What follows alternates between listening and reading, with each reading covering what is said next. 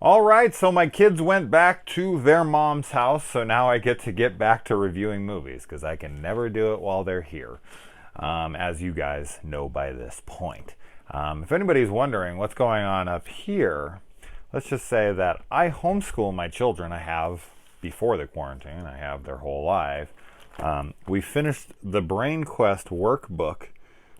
We have a bunch of these different kinds of workbooks here to work through with them. We got everything done in here. There's a bunch of stickers here. So they took them while I was doing something on my phone and they started putting all of them on me. And as you can see, I'm a good teacher because they spelled everything correctly. Daddy, you are the best. How could I take that off? How could I take it off and how could I not share it with you guys?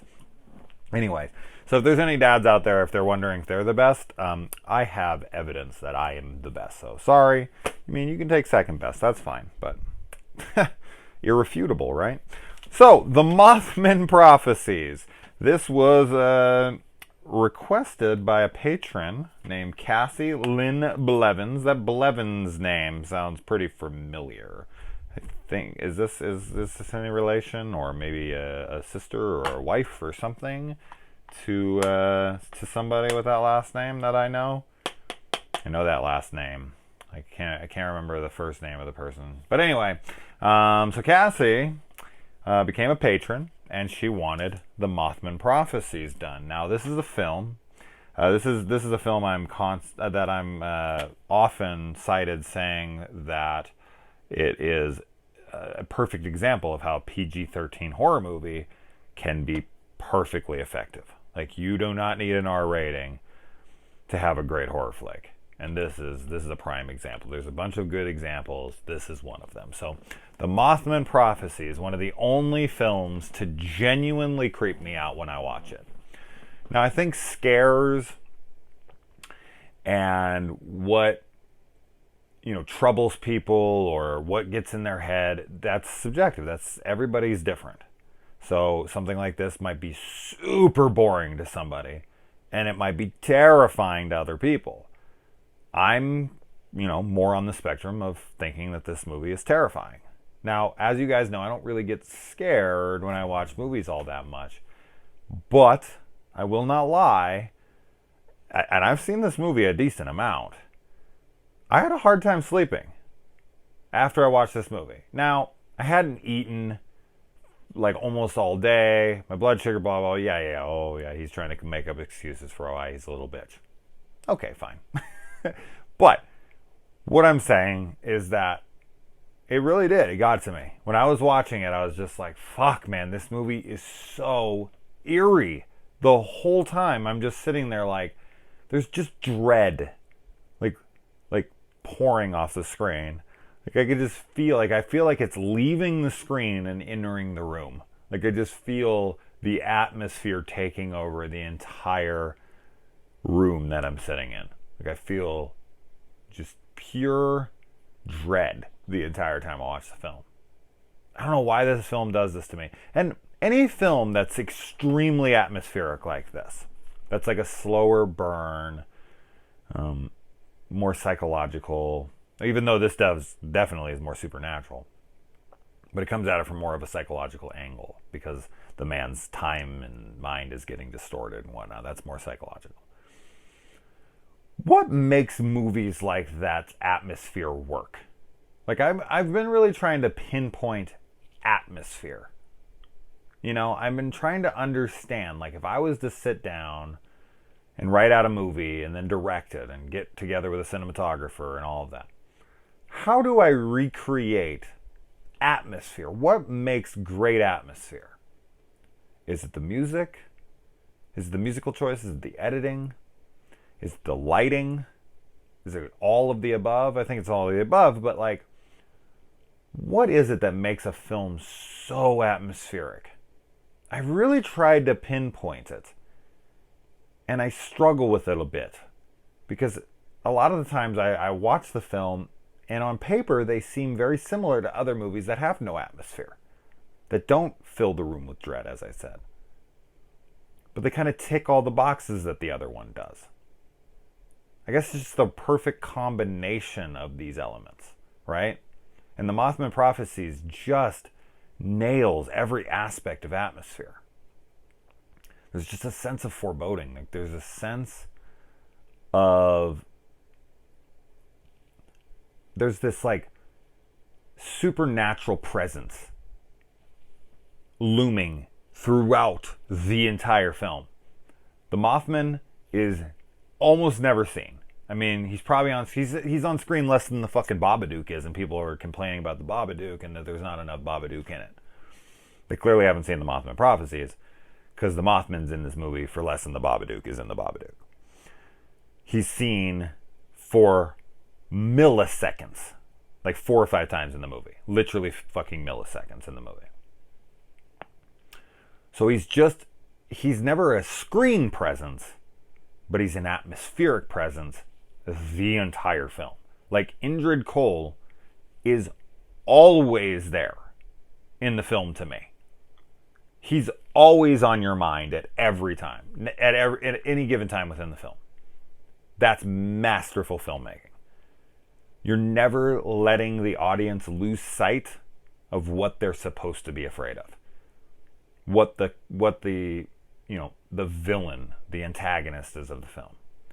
But why is the Mothman scary? He doesn't kill people. He's not a villain in a traditional sense. He's not a slasher. He's not a monster. He just makes predictions. He just tells you what's coming. And I guess that's what it is. Like, we fear the unknown, but we also fear the known, right? Like, if someone tells you that a plane to Denver is going to crash and 99 people is going to die, and it happens, it's scary getting the information, and it's scary when it comes true, because we don't know what that means.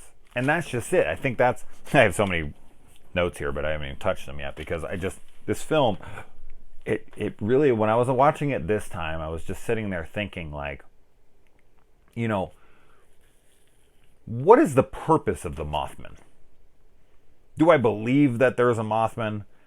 No. I mean, probably not. I don't really believe in much, but let's say that the Mothman exists. Okay, so Indrid Cold or other Mothmen, or if there's a group of them, I don't know. What's their purpose? What purpose does a Mothman serve? Because this film kind of plays out like a Final Destination for adults. Like, it's like a premonition that you have no ability to alter or stop. So you're just kind of being told something, and it's just like, well, like, why are you doing this? You're not preventing anything. Kind of reminds me of that movie Knowing with Nicolas Cage. Like, I remember at the end of the movie, I was like, well, that was pointless. Like, that was a pointless film. Like, they know, so they're knowing, right? But what does that prevent? Why let them know? In that movie, I was really just taken aback by that question. And Alex Proyas makes some really thought-provoking films, like Dark City. And with Knowing, I was sitting there and I was like, when I left the theater, spoilers for Knowing if you haven't seen it, but it's a pretty damn old film by this point. But essentially in it, they talk about how, the kids, they dig up the time capsule and they look in it and there's this prediction, this kid had these numbers, whatever, and all these things come true on it or whatever. Okay, fine. But to what end? What purpose does it serve? The aliens send down this message, whatever it is, and these kids get it. There's no stopping it. The earth is coming to an end. The kids are taken to this Garden of Eden type place in the end anyway. And even when they try to run away from it, the aliens come and abduct them from where they're running to. So there's no prevention of it. There's nothing that can be done. They can't stop the end of the world. They can't stop the kids from being taken. So what's the purpose of the knowing? Why do we need to know? Like, you're not doing anything but upsetting us during a time in which we should just be enjoying ourselves during the last moments of our life. It serves no purpose for us to know. What purpose does it serve for our main character here, or for the Mothman to tell anybody these things? Who benefits? What benefits? And it's not like once he tells them that is part of this like Rube Goldberg type machine where it sets things in motion to where those things become a thing because they were told. It's not like, oh, these people are going to die. And because you know that information leads you to doing something that makes those people die. So it's like a self-fulfilling prophecy. It's nothing like that. He tells people that a plane's going to crash and 99 people are going to die. Cool. Cool information, bro. What does that do for you and what does that do for me? What exactly is the purpose of it? So, and as I said, Injured Cold isn't really a villain. Why would I have a hard time sleeping? Why am I so uneasy while watching a movie like this?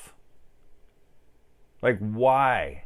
It's not really scary. The only thing that scares me is that there is an inevitability of fate. And I don't like the idea of fate. I'm like Neo in the Matrix. I don't like to think that my life is pre-planned. I don't like to think that I have no decision making. That I was always going to turn left on this street instead of right. That I was always going to die. That I was always going... Like, that makes my life so unspecial to me. I'm not making any choices. And in that world, then no one's doing anything right and no one's doing anything wrong. They're just existing, and the puppet masters are pulling their strings, and people who kill people and people who rape people, and those people aren't really guilty or responsible for anything because that was their planned, determined path in the future.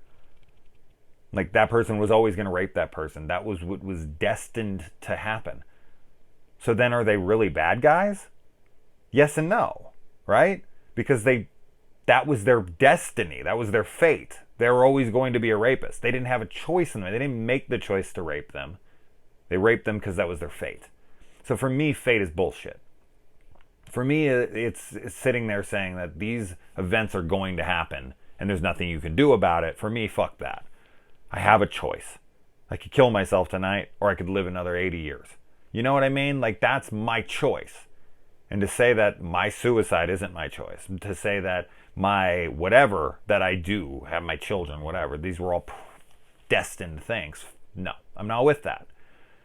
So the idea of the Mothman, I guess, plays on a fear of mine that there is destiny, that there's a fear, that there is a preset path that I have to lead. Fuck that.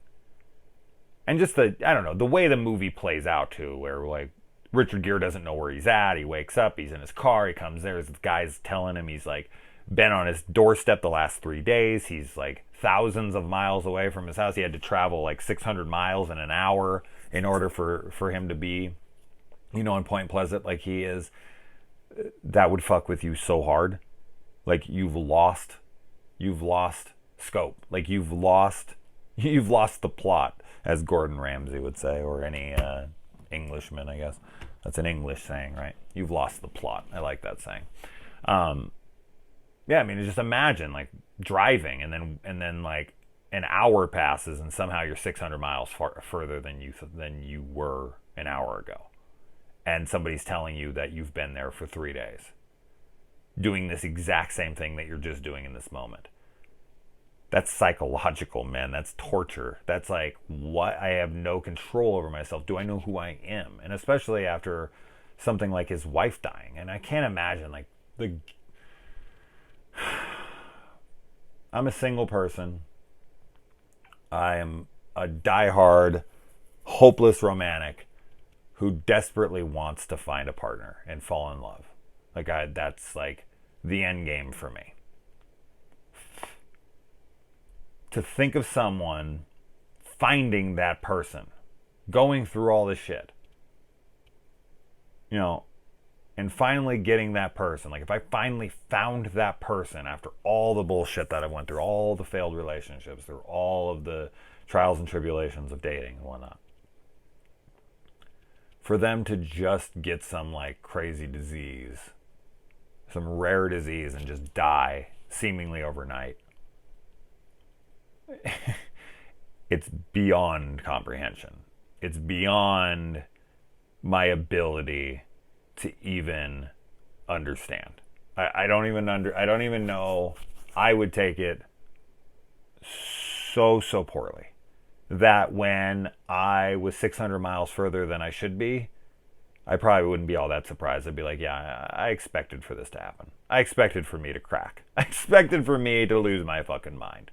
So, but it's the trauma that he goes through, and then having to deal with, I don't know, I guess what I also am afraid of is losing a sense of myself, losing who I am, losing control of, myself. That's terrifying to me.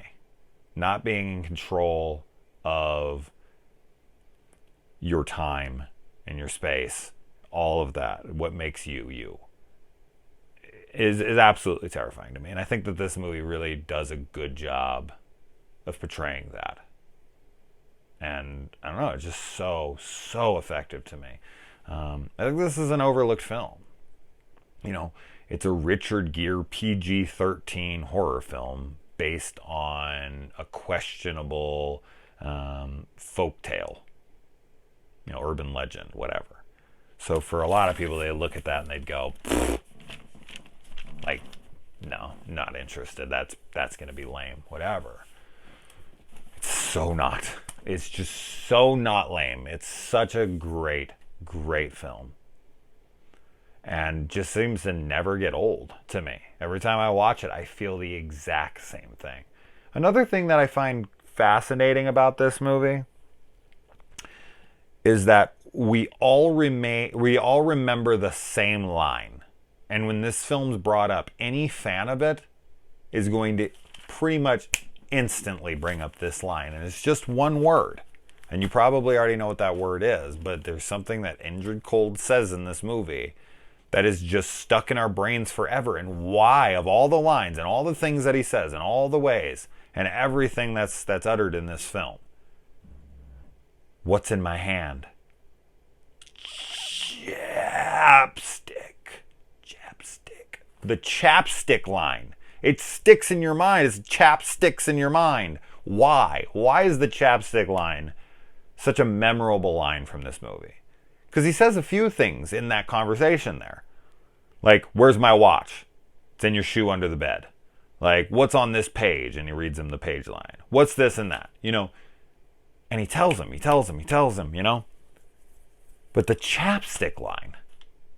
Now, that might just be from the trailer, because that's how it's played in the trailer, and that's what's creepy as fuck.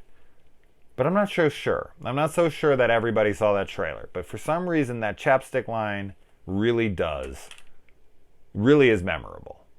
I'm not honestly sure why, but every time I hear it, it's fucking terrifying. And I like when he goes and gets it analyzed, and the guy's like, these octave ranges and this and that, they didn't come from human vocal cords. Terrifying. Just terrifying. And he has, like, no explanation for how that's possible. Like, did he filter it through some kind of machine that, like, distorted his octaves and this and that? It's like, no. Like, you can distort it all you want. Like, the octaves still remain the same. Like, whatever. Like, this guy's like, no, his vocal range is not human. And everything, I mean, there's too much in this movie. Like, I'd be a believer. Now, I'm not a believer, and I'm the skeptic of skeptics. But I'm telling you, if I was in that room and I picked up the book and I said, what's this line say? And I held a freaking thing of chapstick in a drawer with my hand inside the drawer, and I grasped whatever was in there, and then I opened the drawer, and he was right and all. Believer. I would be a believer. Not to be confused with a believer, which you know what that is. Yeah, anyway. Fucking believer. I'd be sold. I'd be instantly sold on the Mothman. I'd be instantly sold that there were other things. Now he says, something I find interesting in this movie though is this Mothman is a shapeshifter, and he'll pretend to be other people and whatnot. Does he just like fucking with people? Like, is that really what it comes down to? Seems like he's a prankster from beyond. Like, he just likes getting a rise out of people. Like, I'm going to call you and I'm going to be your wife. Was it really going to be his wife? No, probably not. It's going to be Indrid pretending to be his wife. Because he pretends to be Will Patton's character in this. He pretends to be other characters because Will Patton's character is dead for 8 hours. And he called him an hour ago. So it's obviously Indrid pretending to be Will Patton's character. So, but what purpose does that serve? Why call him as his wife at noon when he's at home? Why prevent him from going? Like, he didn't save any lives. I guess in the movie he does go down into the water and he prevents Laura Linney's death.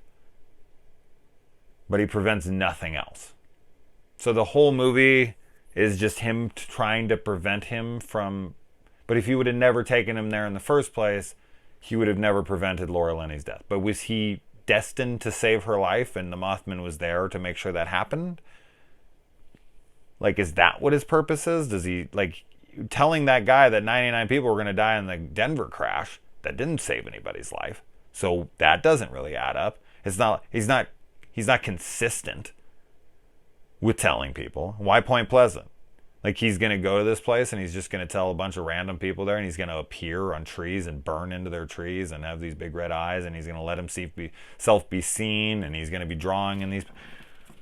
The drawings in this kind of remind me of a combination between what Lee Winnell's character Specs draws in Insidious 1 when Lin Shaye's character is telling him what's up in the corner, mixed with some of the artwork from Scary Stories to Tell in the Dark books.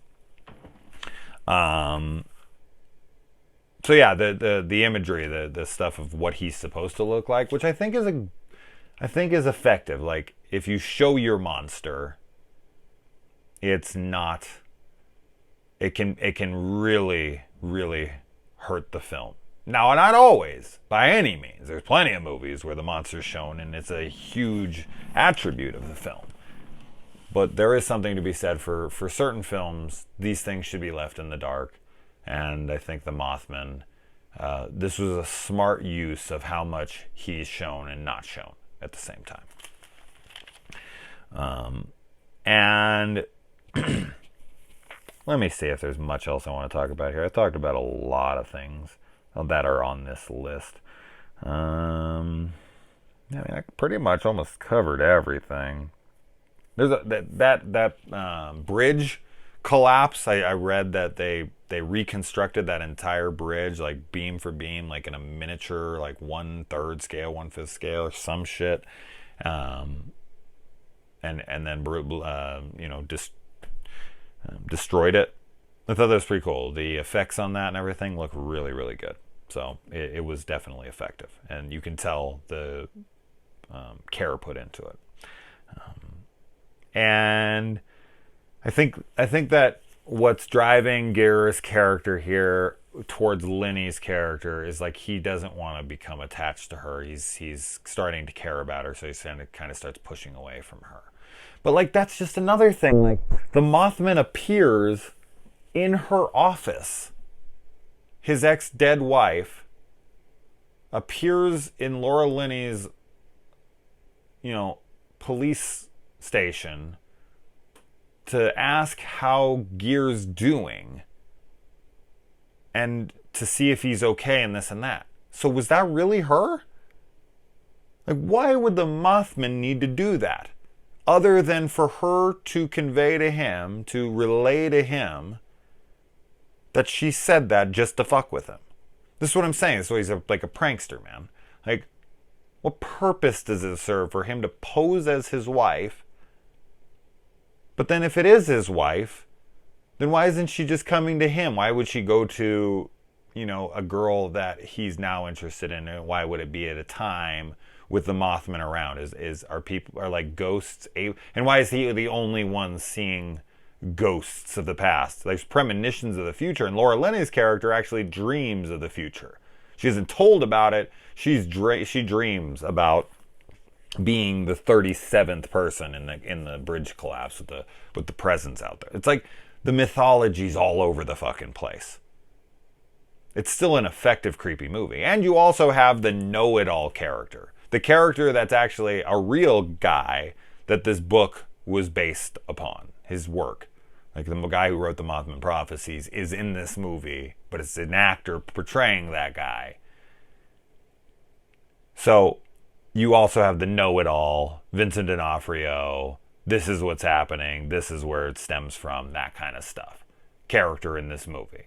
But somehow it doesn't feel forced, and it doesn't feel like a cheap explanation for things in it.